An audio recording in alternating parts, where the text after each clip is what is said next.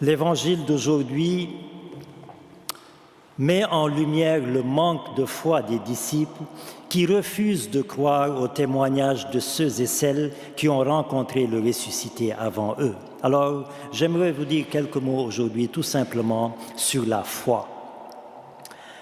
Il est grand le mystère de la foi, disons-nous à chaque messe.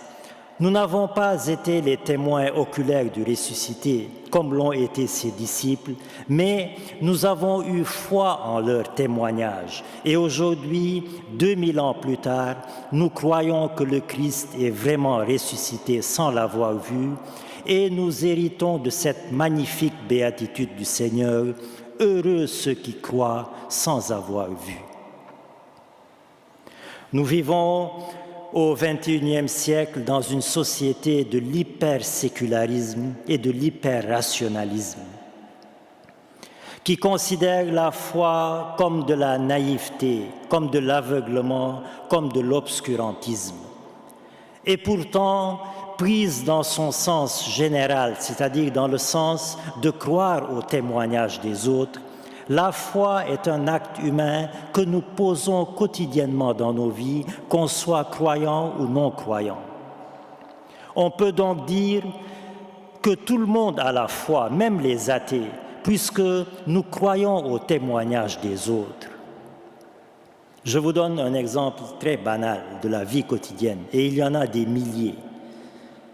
Si j'appelle un ami et qu'il me raconte qu'hier il a mangé au restaurant un plat très salé, je n'ai aucun moyen de vérifier si effectivement le plat était salé, mais je pose un acte de foi, je lui fais confiance et il ne me trompe pas. Quand on m'enseigne à l'école que tel personnage du XIIe siècle a dit telle parole avec arrogance, je n'ai aucun moyen de vérifier si le personnage a parlé avec arrogance, mais je pose un acte de foi. Je fais confiance à l'enseignement traditionnel de l'Église et il ne me trompe pas. Quand les disciples me disent qu'ils ont vu le ressuscité, qu'ils l'ont touché, qu'ils lui ont parlé, qu'ils ont mangé et bu avec lui, je n'ai aucun moyen de le vérifier, mais je pose un acte de foi, je leur fais confiance et ils ne me trompent pas. S'il fallait, dans notre vie quotidienne, vérifier, analyser, décoder et voir tout ce qu'on nous dit avant de le croire, eh bien la vie serait invivable. La foi est donc un acte humain naturel, universel, qui est à la base de toutes nos relations interpersonnelles. Alors bien sûr, la foi en Dieu n'est pas un acte exclusivement humain, car c'est Dieu qui nous donne la foi. La foi est un don de Dieu que l'être humain accepte ou non dans sa liberté. Et on peut se demander, on peut se poser la question de savoir, mais pourquoi Dieu qui donne la foi donne une foi plus grande à certains qu'à d'autres? Eh bien non, Dieu donne la même foi à tous. C'est un peu, si vous voulez, comme un semeur qui sème la même quantité et la même qualité de blé dans deux champs différents. L'un des champs donne de bonnes récoltes car la terre était bien arrosée, bien entretenue. L'autre champ donne de mauvaises récoltes car la terre était mal arrosée, mal entretenue.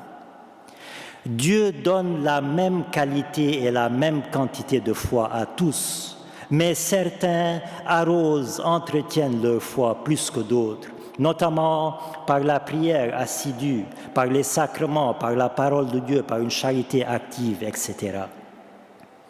Il n'y a donc pas de croyants qui ont une foi plus grande que d'autres, il y a seulement des croyants qui cultivent, qui entretiennent leur foi plus que d'autres et qui portent ainsi plus de fruits que les autres. Alors, je termine, frères et sœurs, pour vous qui êtes ici à la cathédrale et pour toutes les personnes qui prient avec nous via Sel et Lumière. Je veux terminer en rendant grâce à Dieu pour votre foi, qui est entretenue notamment par la fidélité à l'Eucharistie quotidienne. Et je prie instamment le Seigneur que votre fidélité porte des fruits en abondance pour la vie éternelle. Amen.